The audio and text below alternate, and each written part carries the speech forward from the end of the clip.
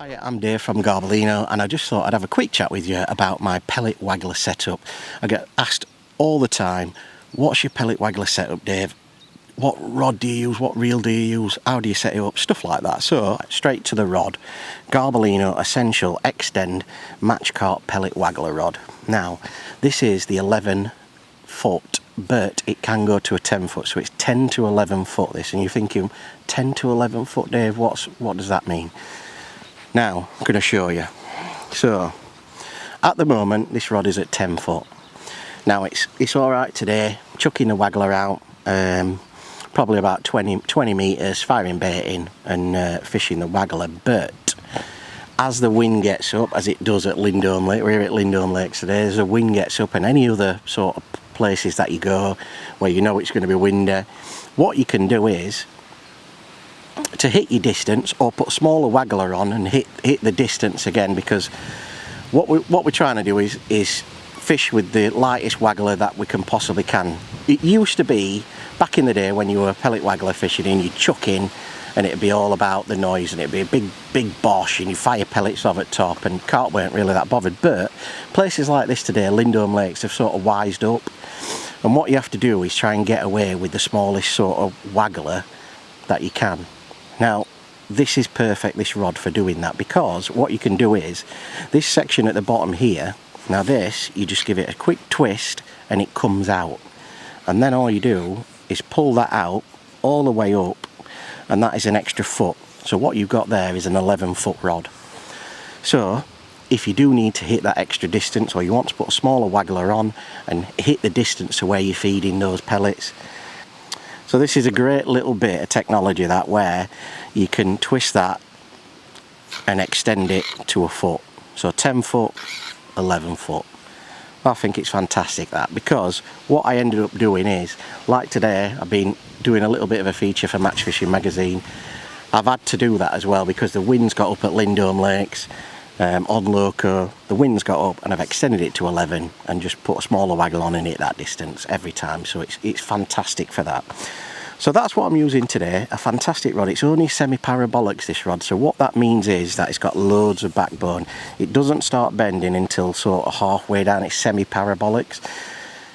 I have used a full parabolics sort of pellet waggler rod in the past, and I don't think it's quite right. The reason why is because a full parabolics will bend right the way through the tip. So when you've got that fish close to the net, you can't give it that extra bit to get its head up, and I think it does take you a little bit longer. But with these, the Essential Extend from Garbolino, it's semi-parabolic, so it starts to bend round about halfway down the rod, and you've got all this backbone here to give the fish that extra teddy when you've got it close to the net and you can get it up faster.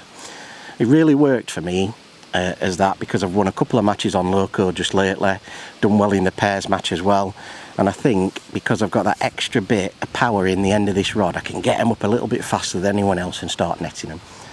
That's the theory behind it anyway, and I've put it into practice and it does work. So terminal tackle really, I've just got one of the Garbolino reels on. This is it's really sort of like a 5,000 reel. I quite like a bigger reel. The line on it is £6, but it's a low stretch line, this as well, and I really do like that when you're fishing the pellet waggler, because you're going to be chucking out and you'll be getting it on the drop. Now, very simple setup like any other sort of pellet waggler. I've got one float stop at the top and 3 below it. I've got a swivel for changing pellet wagglers. I choose loads and loads of different pellet wagglers, and I'm always changing them and changing my depth and trying to find out the best way to catch the fish. I've got a loop to loop there with a little twizzle boom off. I put a little twizzle boom on it because I just don't seem to get that many tangles. So I've got a little loop to loop twizzle boom, and then come down to my up length. What I use is 018 fluorocarbon line. It's the Garbolino line, Fluoro Power it's called, 018, and then on here I'm choosing between 2 different up lengths. Now I've got a 16 and an 18 on a band, and I'm using the hair rig feeder and waggler hooks from Garbolino.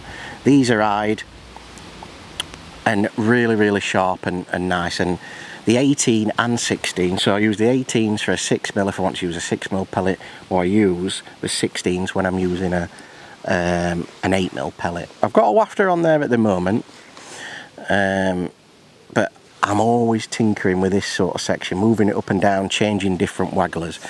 So that's my setup, very simple. But if you're in the market for a new waggler, I'd definitely have a look at these because they're fantastic. Don't take my word for it, get out there, go in the shop, have a waggle with one, and have a look at this section here because it's really nice and neat and something a little bit different, and I think it's quite smart. So that's my pellet waggler setup. Thanks for watching this video, hope you've enjoyed it. Let me know in the comments your pellet waggler setup and if you do anything different to me. And yeah, it's got me loads and loads of fish and won me loads and loads of matches, that, so fantastic bit of kit, and definitely do check these rods out in the shop. Thanks for watching, and we'll see you on the next one. Alright guys, thanks very much for watching the video. If you want to see more videos, just hit the link here. Also, if you want to subscribe, you can also subscribe from the button there at the side. Thanks very much for watching the video guys. We will see you on the next one. Keep on bagging.